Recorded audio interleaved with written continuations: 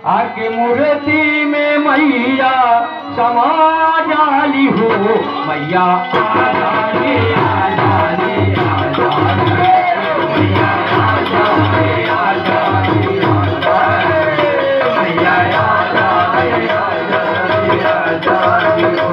जब ललना बुलावे गीत पचरा सुनावे, जब ललना बुलावे गीत पचरा सुनावे, जब ललना बुलावे गीत पचरा सुनावे, जब ललना बुलावे गीत पचरा सुनावे। आके मूर्ति में मैया समा जाली हो, मैया आ जाली, आ जाली, आ जाली हो, मैया आ जाली, आ जाली, आ जाली, मैया आ जाली, आ जाली हो, दुर्गा आ जाली, आ जाली, आ जाली हो, मैया आ जाली, आ जाली, आ जाली हो।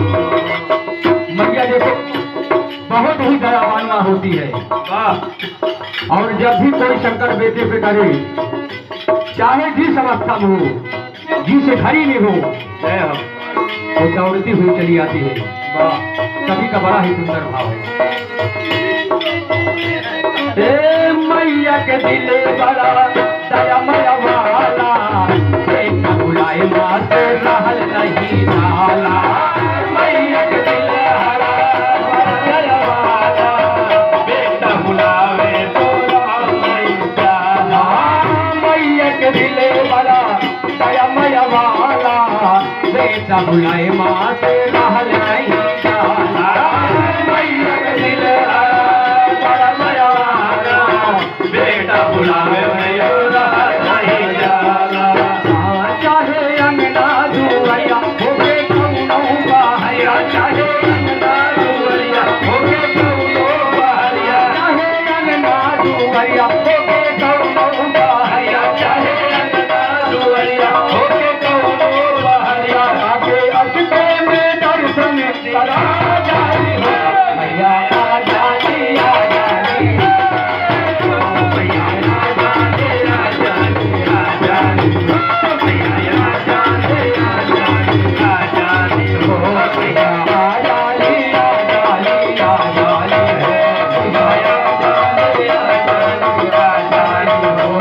जब ललना बुलावे गीत पचरा सुनावे, जब ललना बुलावे गीत पचरा सुनावे, जब ललना बुलावे गीत पचरा सुनावे, जब ललना बुलावे गीत पचरा सुनावे। आके मूर्ति में मैया समा जाली हो, मैया आ जाली, आ जाली, आ जाली हो, मैया आ जाली, आ जाली, आ जाली, मैया आ जाली, आ जाली, आ जाली हो, मैया आ जाली, आ जाली, आ जाली हो, मैया आ जाली, आ जाली, आ जाली हो।